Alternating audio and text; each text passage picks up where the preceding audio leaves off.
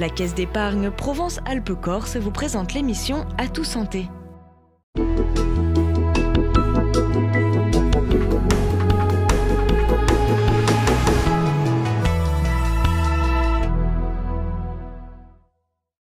Bonjour et bienvenue dans À tout santé, l'émission qui vous rend acteur de votre santé. Aujourd'hui, nous allons parler des fuites urinaires. Près de 3 millions de Français sont concernés. L'incontinence urinaire constitue un enjeu de santé publique. Véritable sujet tabou, puisque 70% des personnes concernées n'en ont même pas parlé à leur médecin généraliste. Qu'est-ce que les fuites urinaires? Comment cette pathologie est prise en charge? Quels sont les traitements? Pour parler de ces sujets, dans une première partie d'émission, nous irons à la rencontre du professeur Alessandrini et du docteur Faure et nous parlerons des fuites urinaires chez l'enfant. Dans une deuxième partie d'émission, nous aborderons les fuites urinaires chez l'adulte avec le professeur Carsanti. Dans sa chronique pédagogique, le professeur Da Fonseca nous parlera de l'impact psychologique chez l'enfant.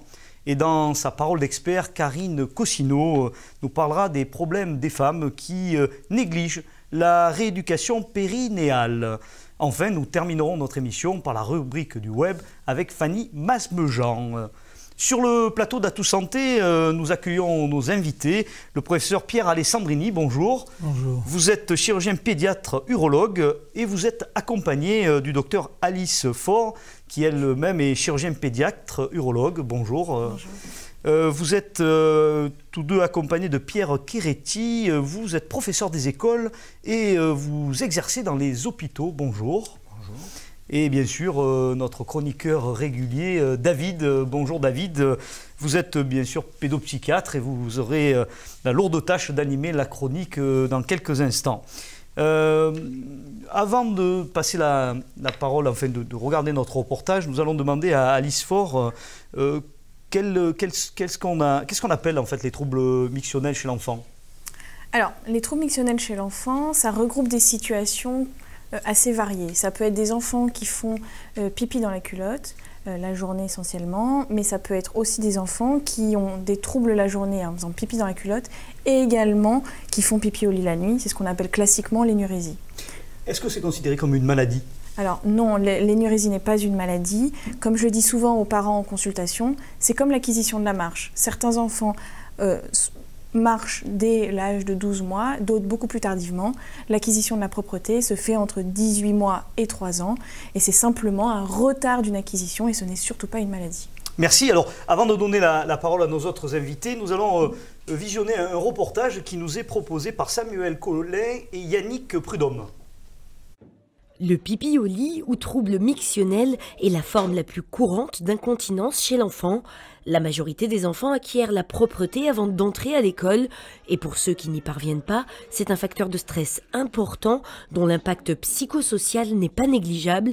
L'incontinence urinaire affecte 2 à 4% des enfants âgés de 5 à 7 ans. Un des motifs fréquents de consultation, c'est des enfants qui viennent pour des fuites urinaires dans la journée sous forme de petites fuites dans la culotte ou des enfants qui se retiennent le plus possible, et souvent les parents vous le décrivent très bien en disant il serre les jambes, il se pince la verge, il s'assoit sur ses genoux et il donne l'impression d'attendre le dernier moment pour aller uriner et du coup quand on arrive aux toilettes c'est un petit peu trop tard.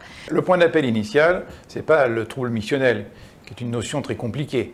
Ils viennent tout simplement parce que la nuit, ils font pipi au lit. La miction, c'est un cycle mictionnel qui est fait d'une phase de stockage, phase de remplissage, où les urines qui sont produites par les reins sont stockées dans la vessie, suivie après d'une phase d'élimination, d'évacuation, qui est la phase de miction. Avant l'âge de 2 ans, la vessie de l'enfant, c'est une vessie qui fonctionne sur un mode automatique. C'est-à-dire qu'elle se remplit, et elle se vide un peu n'importe quand. Donc c'est en fait en quelque sorte cette vessie avant l'âge de 18 mois, une vessie qui est déconnectée du cerveau. C'est un arc réflexe qui se fait entre la moelle et la vessie directement. Et puis progressivement après l'âge de 18 mois, il va y avoir une maturation des commandes nerveuses et ce qui fait que les centres nerveux vont envoyer des influx inhibiteurs, freinateurs sur cet automatisme vésical pour permettre à l'enfant de se retenir. Et on se rend compte que finalement, en mettant en place une éducation mictionnelle, on arrive dans la plupart des cas à traiter facilement ces enfants. De retour sur le plateau d'Atout Santé avec nos invités. Chers téléspectateurs, nous abordons aujourd'hui les troubles mictionnels chez l'enfant. Docteur Faure, donc vous êtes spécialiste dans le domaine. Quels sont les traitements qui existent contre les troubles mictionnels chez l'enfant ? Alors, comme je vous l'ai expliqué au préalable, les enfants qui ont des troubles mictionnels, c'est en quelque sorte comme des pendules qui sont déréglées. Et l'objectif du traitement, c'est de les remettre en phase. Donc pour ça, on va essayer d'instaurer avec l'enfant et ses parents une organisation mictionnelle et hydrique, car on sait que la miction est réglée sur les apports hydriques de l'enfant. Donc on va apports hydriques, on ne les fait pas boire par exemple le soir avant de se coucher. Alors c'est-à-dire qu'on va leur demander de boire de façon régulière tout au long de la journée et de limiter les boissons après 19h, justement parce qu'on sait ce qu'ils vont boire après 19h, mais c'est ce qu'ils vont uriner la nuit. Et en même temps, on va leur demander d'aller uriner de façon régulière. Alors pour vous donner un exemple, normalement il faut uriner 6 fois par jour. Donc on leur dit qu'il faut uriner le matin au réveil, à la récréation à 10h, à la cantine, au goûter, le soir au dîner et puis au coucher, de façon très régulière et très, très précise. On leur remet même des petits calendriers mictionnels pour leur dire tu vas uriner à ces moments-là. Et les enfants jouent le jeu ? Les enfants jouent très bien le jeu, les parents aussi, ça se passe en général très bien. Mais il n'y a pas que cette éducation mictionnelle, parce qu'on appelle ça vraiment une éducation mictionnelle. Il y a aussi qu'il faut apprendre aux enfants à prendre une bonne position sur les toilettes, à s'asseoir, prendre son temps, éventuellement y aller avec un petit livre ou un petit jouet, ne pas faire pipi vite en courant de façon c'est un nouveau lieu de vie pour les enfants, les toilettes. Exactement, exactement, tout à fait. Et puis aussi chez l'enfant, il y a une troisième chose qui est très importante, c'est prendre en charge une constipation. Car on sait que la constipation, c'est pareil que les troubles de la miction. Déjà, la constipation favorise les troubles de la miction. Et en plus, les enfants qui ont des constipations, c'est parce qu'ils serrent aussi les jambes, qui se retiennent au maximum. Alors, donc, c'est une prise en charge globale. Justement, quelles sont les causes de ces troubles ? Alors, dans l'immense majorité des cas, c'est quelque chose qui est fonctionnel, c'est-à-dire juste une immaturité de la vessie. Ils ont une perturbation. On la rééduque en fait, on se rééduque en fait dans on son se rééduque mode de parce fonctionnement. qu'ils ont mal acquis la propreté urinaire. Ça, c'est quoi, 80% des cas ? C'est l'immense majorité des cas, en effet, c'est même plus 90% des cas. Par contre, il faut quand même garder à l'esprit que dans certains cas, ça peut être une pathologie de la moelle qui peut être responsable de ça, donc du système nerveux central, ou une anomalie de l'appareil urinaire, qui est en général congénitale. Et donc, c'est là un peu le rôle du spécialiste, d'éliminer ces causes organiques avant de dire c'est quelque chose qui est juste en rapport avec une perturbation d'acquisition. Pierre Chiretti, vous êtes professeur des écoles, donc au contact des enfants. Est-ce que vous êtes confronté régulièrement à ce type de troubles d'abord ? Alors, régulièrement non, mais bon, il arrive effectivement qu'il y ait des enfants qui aient des problèmes de fuite urinaire. Principalement les enfants dont le docteur Faure parlait, les enfants qui se retiennent et qui ne veulent pas aller utiliser les toilettes de l'école, souvent parce qu'elles sont pas propres, parce qu'il n'y a pas de papier. C'est pas un mythe, ça. C'est pas un mythe, ça. Non, ça gêne les enfants souvent. D'accord. Alors, comment est-ce que vous les accompagnez, ces enfants, ou leurs parents, dans ces situations ? Alors, disons que l'école accompagne les enfants. Je vais distinguer la maternelle et l'élémentaire, parce que c'est quand même deux univers assez différents. Alors, à l'école élémentaire, donc la première école que les enfants connaissent, eh bien, il y a un rituel qui est instauré, un rituel de passage aux toilettes, de manière à habituer les enfants. On peut les obliger, quoi, en fait, c'est un passage obligé. C'est ça, c'est un passage obligé. Donc, et avant le début d'une activité éducative, parce que l'école, c'est quand même un endroit où on est là pour apprendre, quand même. Avant le début de l'activité éducative, on amène tous les enfants aux toilettes. Ensuite, ils peuvent participer à leur activité éducative, l'esprit tranquille, et peuvent se concentrer sur ce qu'ils ont à faire. Donc on les rééduque par des moments particuliers. Comment vous sensibilisez, professeur Alessandrini, les professeurs dans les écoles pour qu'ils soient plus attentifs à ces problématiques ? Alors c'est pas facile. Il faut arriver à ce que la médecine et le corps médical puissent pénétrer le domaine de l'éducation nationale, ce qui n'est pas toujours simple. Et à l'hôpital, c'est simple parce qu'on a les écoles à côté de nous et les enseignants qui nous écoutent en direct. Mais il faut absolument qu'on ait des actions beaucoup plus constructives pour arriver à généraliser la bonne organisation mictionnelle des enfants. Et comment les parents peuvent contribuer à les parents devraient contribuer, si on arrivait à nos fins, en leur expliquant dans l'année qui précède l'entrée scolaire, c'est-à-dire entre 2 ans et 2 ans et demi, que l'organisation mictionnelle et l'organisation des boissons est quelque chose d'important. Et il faudrait peut-être que lorsqu'ils prennent leur première inscription pour l'entrée à 3 ans de l'enfant à l'école, l'éducation nationale accepte déjà de de donner un calendrier mictionnel, des conseils mictionnels C'est pas encore le cas aujourd'hui. qu'on pourrait délivrer d'une manière un peu plus médicalisée, un peu plus organisée. C'est pas ce qui se fait aujourd'hui. Ça ne se fait pas parfaitement. D'accord. Et il y a une crainte majeure, c'est cette entrée en classe à 3 ans où on impose une propreté parce que dans beaucoup d'écoles, on exige que les enfants soient propres à 3 ans, alors qu'à 3 ans, en fait, ils se retiennent de faire pipi, mais ils ne sont pas vraiment propres. Ils n'ont pas encore compris la mécanique. Alors, on a la chance d'avoir un pédopsychiatre, David, à nos côtés. À quel moment on consulte un pédopsychiatre dans ce contexte-là? Alors, je dirais, puis je ne vais pas prêcher pour ma paroisse, le moins possible. En tout cas, la consultation ne doit pas être systématique. Puisqu'il faut savoir que quand j'ai commencé la pédopsie, l'énurésie faisait partie des questions de pédopsychiatrie. Et à l'heure actuelle, ça ne fait plus partie des programmes et de la psychiatrie en général. Il reste des cas qui nécessitent malheureusement une consultation chez le pédopsychiatre. C'est lorsque l'énurésie est associée à un trouble psychopathologique en soi, comme les enfants avec des troubles de l'attention et une hyperactivité. On a fait une émission là-dessus. Et lorsque cette énurésie est aussi associée à d'autres troubles psychopathologiques, comme les troubles anxieux sévères, les troubles dépressifs ou des facteurs de stress importants. D'accord, merci pour ce complément d'information. Alors, vous êtes notre chroniqueur ce soir. On peut prendre une question, peut-être des téléspectateurs. Je crois que vous les avez. Alors, une question d'Audrey d'Avignon qui se demande « Est-ce que je dois réveiller mon enfant pour qu'il aille faire pipi pendant la nuit ?» 20 secondes pour la réponse. C'est pas la meilleure des solutions parce qu'ils dorment mal après. Si on les réveille souvent, il vaut mieux essayer de l'organiser pour qu'il n'ait pas besoin de faire pipi la nuit. Et si vraiment il fait encore pipi la nuit, tant pis, il faut laisser l'échange. Merci pour ces différents échanges. Chers téléspectateurs, vous avez bien entendu tout ce qui a été proposé pour contrôler les troubles mictionnels chez les enfants. Et pour aller plus loin, nous allons passer à la parole pédagogique avec notre invité ce soir, David Da Fonseca.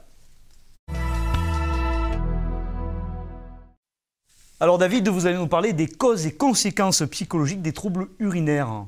Oui, merci Alain pour ce sujet qui est très important. Alors l'énurésie, psy ou pas psy, il faut savoir que longtemps, comme je l'ai dit auparavant, l'énurésie a été considérée comme un trouble psychologique en soi. Ce qui a généré, le fait de faire pipi, on disait, c'est psychologique. Donc du coup, on y attribuait, on faisait des interprétations un petit peu rapides et on attribuait une explication monocausale, alors qu'il n'y a rien qui est expliqué de manière monocausale, en disant voilà, c'est un problème de rivalité fraternelle, c'est un problème il n'a pas envie de grandir, etc.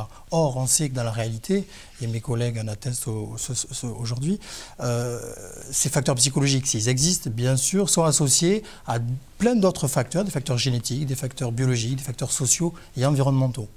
Alors, pour ce qui concerne en revanche les conséquences psychologiques, elles sont malheureusement fréquentes, elles existent. Et elles concernent un domaine important qui est le développement de l'estime de soi chez l'enfant. Tout le monde est d'accord sur cette idée-là, avec une estime de soi personnelle qui va, comme une tache d'huile, influencer les relations sociales, les relations familiales, parce que ce n'est pas simple à gérer tous les soirs, et au niveau scolaire, le domaine scolaire. Et donc, du coup, quand cette estime de soi est très très faible, elle va s'associer à un trouble anxieux sévère, voire un trouble dépressif. Alors, de quoi dépend cet impact et ces répercussions psychologiques? Elles vont dépendre de la manière de réagir de l'environnement. Et malheureusement, beaucoup d'enfants énurétiques sont moqués, sont punis, on leur crie dessus. Et ça va ne faire qu'une seule chose, c'est aggraver les difficultés et rajouter un problème au problème. Et donc là, en tant que pédopsychiatre, j'aurais envie de dire que quand un enfant est en difficulté, il a besoin d'une chose très importante, c'est avoir un espace sécure, c'est-à-dire un parent disponible, sensible à ses besoins, qui soit toujours bienveillant et chaleureux, malgré les difficultés. Et c'est une règle imparable pour le développement harmonieux d'un enfant. Merci David. Chers téléspectateurs, vous devez donc être bienveillants avec vos enfants pour que ces troubles disparaissent et en tout cas être bien organisés. Merci à vous tous d'avoir participé à cette première partie d'émission. Pour la deuxième partie, nous allons à la rencontre de Gilles Carsanti, de ses équipes et des patients qu'il soigne pour les troubles urinaires. Un reportage qui nous est présenté par Samuel Collin et Yannick Prudhomme. De nombreux termes sont utilisés pour décrire cette pathologie. Vessie sensible, vessie hyperactive, fuite urinaire, troubles mictionnels. Les fuites urinaires concernent une femme sur 4 et peuvent survenir à tout âge. 68% des adultes atteints de ce trouble ne consultent aucun médecin. Cette pathologie est un réel tabou et pourtant, elle se soigne. En 92, J'étais malade, j'ai fait une salpelchite et il m'a fait la totale. Et en enlevant mes organes, il a fait retomber la vessie. Et puis après, ça a été une catastrophe. J'avais que 42 ans quand j'ai commencé. C'est horrible. Vous ne pouvez pas sortir de chez vous. Même avec toutes les protections qu'ils font, elles sont très bien. Elles sont très bien parce que ça ne se voit pas sous les pantalons, ça se voit... Bon, mais j'avais des rendez-vous chez l'ophtalmo, chez le dermatologue. Je n'allais pas, je ne pouvais pas rester 2 heures en dehors de chez moi parce que ça passait jusqu'au pantalon. J'étais une personne qui me trimballait toujours avec mes pantalons de rechange dans le sac et qui n'était jamais tranquille où que j'aille. Jusqu'au jour où j'ai eu la chance qu'on me propose les injections de toxines botuliques. Ma réaction a été de dire mais le Botox c'est fait pour l'esthétique parce que c'est ce qu'on pense automatiquement en premier. Et puis on m'a expliqué que non, maintenant on faisait ça sur la vessie, ça la mettait au repos et ça augmentait sa capacité. Et puis la belle aventure a commencé parce que ma vie elle a totalement changé. On m'a diagnostiqué une sclérose en plaques en février 2014. Et de là, j'avais déjà des problèmes urinaires, mais je n'en étais pas consciente parce que je pense qu'ils sont arrivés doucement. On m'a proposé un traitement médicamenteux qui sont des anticholinergiques qui ont été un échec. On m'a dit qu'il fallait que je me sonde, donc ce qu'on appelle des hétérosondages, pour vider ma vessie. Normalement, une personne normale se sonde entre 6, maximum 8 fois. Moi, c'était de 12 à 16 fois par jour. Il m'a dit qu'en effet, il y avait une grosse intervention qui s'appelait l'agrandissement de la vessie, qui pourrait être une solution, mais c'était une chirurgie très lourde, irréversible. Et on m'en avait déjà parlé et j'étais vraiment, à 45 ans, j'étais vraiment pas pour, parce que ça peut finir par une poche. Sinon, il y a une alternative aujourd'hui. On a ce qu'on appelle un système de neuromodulation des racines sacrées, qui consiste en fait à implanter un pacemaker. On m'a opéré le 15 au matin. Le 15 après-midi, le chirurgien est venu pour me faire les réglages en Bluetooth. C'est très très technique. Et le lendemain matin, je me suis réveillée en me disant « c'est pas possible ». Je ne me suis pas levée une seule fois pour aller aux toilettes. C'est-à-dire qu'en permanence, je me levais 3-4 fois minimum pour aller aux toilettes la nuit. Et depuis, c'est miraculeux, je revis. J'ai une qualité de vie qui est extraordinaire. Je dors. Je suis plus là à me dire il faut que j'aille dans un endroit où il y a des toilettes. Je ne mets plus de couches. Donc j'ai retrouvé une qualité de vie incroyable. Alors, de retour sur le plateau d'Atout Santé où nous parlons des fuites urinaires chez l'adulte. Et nous retrouvons sur le plateau, bien sûr, le docteur Alice Faure, donc, qui est resté à nos côtés, et le professeur Gilles Carsanti, qui est venu nous rejoindre, qui est chirurgien urologue. Bonjour. Bonjour. Bonjour aussi à Isabelle Fouquet, qui est une patiente du professeur. Bonjour Isabelle. Bonjour. Bienvenue, on est ravis de vous avoir sur le plateau. Et notre chroniqueuse préférée, Karine. Bonjour Karine. Alors on a vu dans le reportage plusieurs patientes. On a vu que c'était compliqué de tenir 2 heures sans aller aux toilettes. Et puis des miracles aussi qui se passaient. Alors avant d'aller dans ces sujets, juste redéfinir pour nos téléspectateurs, qu'est-ce que l'incontinence urinaire chez la femme ? Bon, l'incontinence urinaire, chez la femme, chez l'homme, chez l'enfant, c'est la même chose. C'est la même chose, d'accord. Fuite involontaire d'urine. D'accord. Donc, se faire pipi dans la culotte, tout simplement. Est-ce que ça concerne tous les âges, tous les sexes donc ? Tous les âges, tous les sexes. Est-ce que les troubles urinaires, alors chez la femme et chez l'homme, sont différents ? Oui, ils sont différents par leur mécanisme, ils sont différents par leur âge de survenue, par leurs circonstances de survenue. Ils ont en commun le tabou et la nécessité de faire un diagnostic précis du mécanisme pour bien les traiter. Alors, mécaniquement, comment ça se passe ? Quelles sont les problématiques qu'on rencontre chez l'homme d'abord et après chez la femme ? Alors, pour être continent, il faut une vessie qui marche et un urètre qui marche. L'incontinence peut venir d'une vessie qui ne se laisse pas suffisamment remplir ou d'un urètre qui ne se ferme pas suffisamment pour retenir l'urine. Parfois, les deux mécanismes sont associés. D'accord. Est-ce que, pourquoi chez les femmes, c'est plus fréquent, en fait ? Alors, parce que au cours de leur vie, les femmes sont plus exposées à des situations à risque. La grossesse, l'accouchement, la ménopause les exposent à des situations qui abîment les tissus du bas appareil urinaire et qui les exposent à l'incontinence. Alors on a la chance d'avoir Madame Fouquet parmi nous ce soir. On a vu sur le reportage donc un peu votre ressenti et puis les différentes expériences. Quand le professeur Carsanti vous a proposé cette solution, comment vous l'avez vécu ? J'ai été surprise et heureuse. Tout d'abord parce que je n'avais pas entendu parler de la neuromodulation des racines sacrées et que j'avais essayé donc déjà des traitements médicamenteux.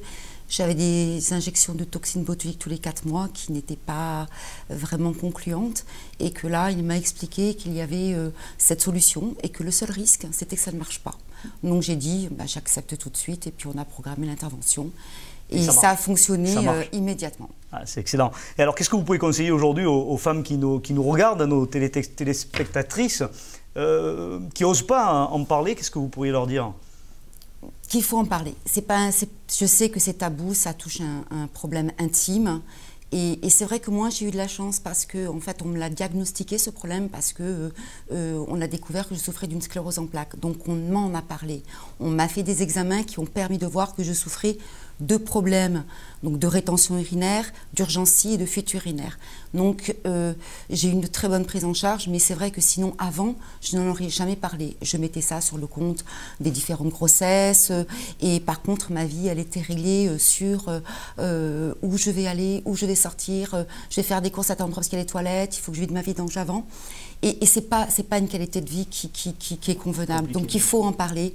Il y a des médecins qui nous écoutent, qui sont là pour nous trouver des solutions et que ça vaut le coup, ça marche. Et ça change la vie aujourd'hui. Ah, c'est un miracle. Je vois votre sourire, c'est un miracle. Fantastique. Alors, professeur Karsanti, la prise en charge d'un homme ou d'une femme pour cette pathologie, est-ce que c'est la même? C'est la même, la démarche est la même. La première démarche, c'est vraiment faire le diagnostic du ou des mécanismes.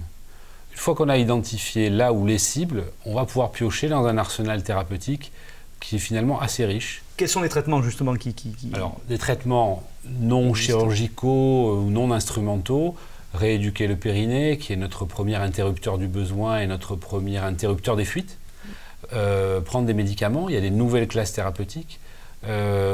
Corriger une carence hormonale, modifier des règles hygiéno-diététiques, mettre ensemble toutes ces mesures pour déjà obtenir des résultats très significatifs. Quand ça ne suffit pas, quand on a des cas plus graves ou plus complexes, on peut piocher dans un arsenal plus riche, chirurgical entre autres. Des bandelettes sous-urétrales, des prothèses implantables, des ballons, des sphincters artificiels. De la même façon qu'on met une prothèse de genou, de hanche, on peut remplacer un sphincter qui ne marche plus. Traiter la vessie qui ne veut pas se laisser remplir par des stimulations électriques, comme notre patiente qui est heureuse aujourd'hui, ou par des injections de toxines botuliques, on en avait parlé. Dans certains cas, on peut même aller plus loin, on peut agrandir la vessie chirurgicalement, voire même faire des dérivations urinaires pour les cas les plus complexes et ne pas laisser les patients dans l'urine avec ce que ça représente comme handicap, parce que c'est un vrai handicap. Docteur Faure, vous travaillez avec des enfants, est-ce qu'on a le même type de traitement pour les enfants? Alors, c'est complètement différent? Non, comme je vous le disais tout à l'heure, en général, nous, pour les enfants, on a simplement avec des mesures d'éducation mictionnelle, qui ne sont pas de la rééducation, mais de l'éducation. On n'a pas ces cas-là. Exceptionnellement, on a ces cas-là et on peut avoir un arsenal thérapeutique beaucoup plus large pour aller vers des traitements médicamenteux, vers de la chirurgie. Mais c'est des cas exceptionnels. C'est exceptionnel. Et donc, sur ces cas exceptionnels, du passage de l'enfant, l'adolescence et à l'adulte, comment on le suit? Ça se passe très bien, en collaboration avec les urologues d'adultes. Ouais. On a aujourd'hui établi des consultations d'urologie de transition pour les adolescents qui deviennent adultes, mais qui ont été opérés pendant l'enfance de troubles fonctionnels urinaires. Et puis, on échange. Merci. Alors, on a le temps d'avoir juste une question des téléspectateurs, Karine. J'ai une question de Julie de Boulbon qui se demande si les fuites urinaires sont héréditaires, parce que sa mère en souffre. Alors, héréditaire, ça ne va pas être automatique, mais il y a un facteur familial. Il y a une prédisposition familiale, et sur cette prédisposition familiale, si d'autres événements favorisants surviennent, il va y avoir plus de risques d'avoir des fuites urinaires. Merci à vous tous pour ces échanges. Nous allons donner la parole à Karine Cossino pour la parole d'expert. Alors, Karine, vous allez nous parler des femmes qui négligent la rééducation périnéale après plusieurs grossesses. Oui, alors si on veut. Alors là, j'ai complètement laissé tomber ma casquette de cardiologue pour m'intéresser au périnée. Donc le périnée, c'est un ensemble de muscles, de ligaments et de membranes qui servent en fait de hamac pour soutenir le vagin, l'utérus, la vessie et le rectum. Il s'attache entre le pubis et le coccyx. Et ces muscles, ligaments et membranes permettent la continence urinaire, en l'occurrence. Donc avec le temps, les variations hormonales, les grossesses, les accouchements, les prises de poids et la ménopause, il peut y avoir des petits problèmes de fuite urinaire et il est indispensable de rééduquer son périnée. Et pour cela, il est classique de confier les femmes parturientes, donc les femmes qui ont accouché après un accouchement, au kiné ou aux sages-femmes pour faire une rééducation.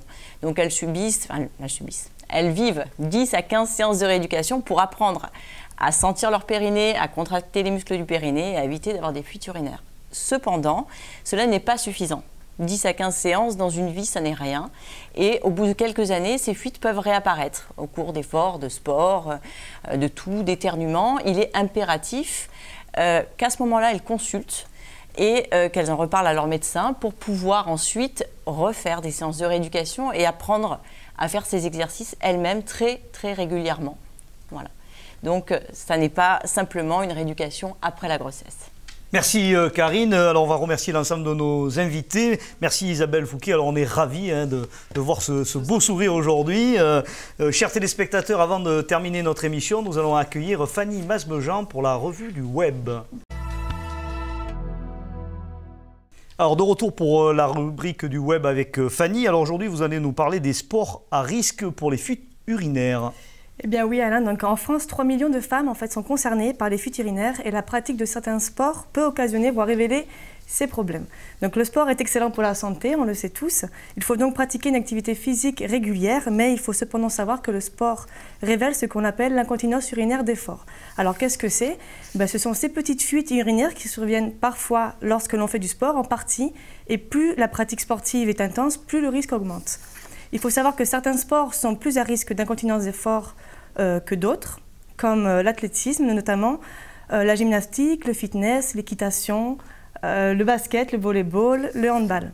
Inversement, les sports les moins à risque de fuite urinaire sont le vélo, le rameur, le roller ou le golf. Entre les deux, voici quelques sports à risque modéré, donc il y a le tennis, le patinage, le jogging et le ski par exemple. Alors que faire en cas d'incontinence d'effort? Donc on l'a vu tout au long de l'émission, la solution bien sûr n'est pas d'arrêter le sport, mais de renforcer son périnée, comme l'a dit Karine. Pour cela, il faut aussi en parler à son médecin. Celui-ci pourra vous conseiller une rééducation périnéale, mais aussi identifier votre degré d'incontinence et en préciser l'origine. Donc il n'y a pas de souci, mesdames, il faut tout simplement oser le dire. Merci Fanny. Alors, chers téléspectateurs, oui, il faut oser le dire, oser en parler à votre médecin. Il y a des solutions, on l'a vu encore aujourd'hui sur cette émission. Chers téléspectateurs, c'est la fin d'Atout Santé, de l'émission d'aujourd'hui. Merci à tous les intervenants, merci à vous d'être toujours plus nombreux à nous suivre. En attendant, vous pouvez visionner bien sûr l'émission sur tvsudprovence.fr, nous retrouver sur Facebook, sur YouTube Atout Santé et sur bien sûr France Bleu Provence. Merci de votre attention, rendez-vous dans un prochain numéro d'Atout Santé et d'ici là, soyez acteurs de votre santé.